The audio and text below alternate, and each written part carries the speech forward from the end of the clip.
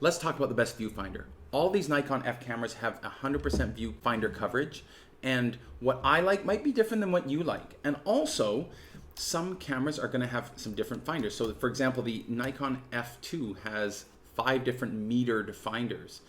And one of them has a dial with a needle. This one is the DP12, so it has a digital readout. They even have different digital readouts for different ones. So I'm just going to be talking about the ones that I have and own and use. And also, what I like might be different than what other people like. For example, in the Nikon F4, they have information on the top and on the bottom. I prefer it to be all in one place. So let's take a look at what is the best Nikon F viewfinder. So in 6th place is the Nikon F.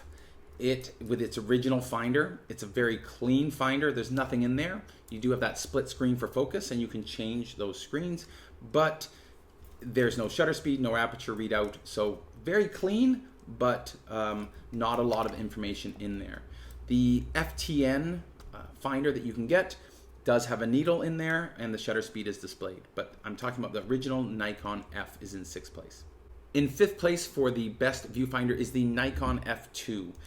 This model, the F2, has a number of different viewfinders you can get. The DP1, the DP2, 3, 11, 12. This is a DP12. So it's a Nikon F2 AS. You can see the AS there. And the other ones, the early ones, have a needle finder, which I actually don't mind, but there are a number of options. The DP12, this one has a plus minus digital readout in the viewfinder. It's just sometimes hard for me to see the aperture and shutter speed. I don't know if that's just me, but sometimes I have trouble seeing that as I look through the finder and I have to adjust the camera. In 4th place is the Nikon F3. Now, this is the regular F3 viewfinder, and it has the shutter speed and aperture on the top of the screen.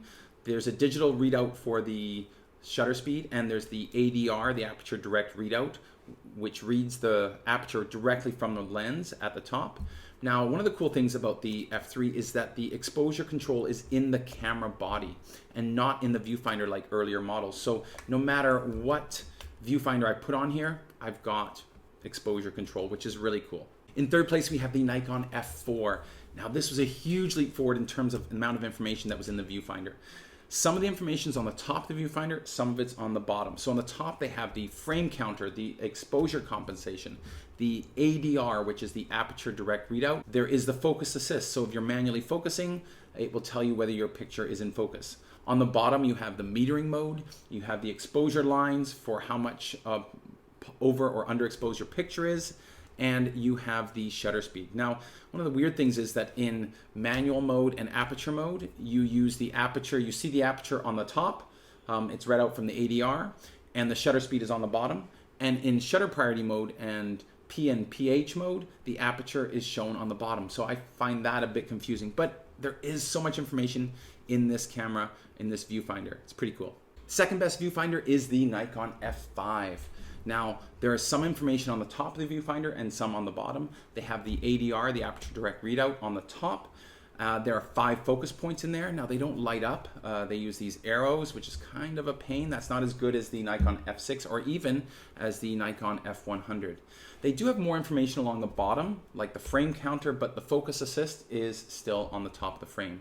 Now, one big advantage that the F5 has over the F4 is when I put a lens on it like this, D lens, the aperture direct readout will read the number, but also the digital readout on the bottom will show the aperture. So I can see the aperture and shutter speed beside each other, where with the F4, I have to look at the top for the aperture and the bottom for the shutter speed.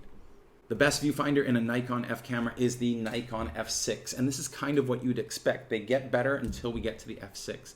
Now, the F6 is the only Nikon F professional camera that doesn't have a viewfinder that can come off, but doesn't bother me at all. This is everything that I'm looking for in a viewfinder. It's easy to find everything. It has those 11 autofocus points, which light up, which is great. It doesn't have an ADR window, aperture direct readout, like the older cameras, which show the aperture directly from the lens, but it doesn't need it. It has this amazing feature. So if I'm putting an older lens on this camera, what I can do is I can tell the camera what the focal length and what the maximum aperture of the camera of that lens is. And then when I change the aperture on the lens, the digital readout changes as well. It is absolutely fantastic. Now, everything in the viewfinder is along the bottom except the exposure display. When I'm in manual mode, the plus minus display, that appears on the right hand side. But this is just an amazing viewfinder. Absolutely love it. It's just fantastic. I would love to hear what you think, because what works for me with these viewfinders might be different than what works for you. Do you have any comparisons that you'd like me to make with these cameras? Do you have any questions or comments? If you like the content I am creating, please consider subscribing. Thanks so much.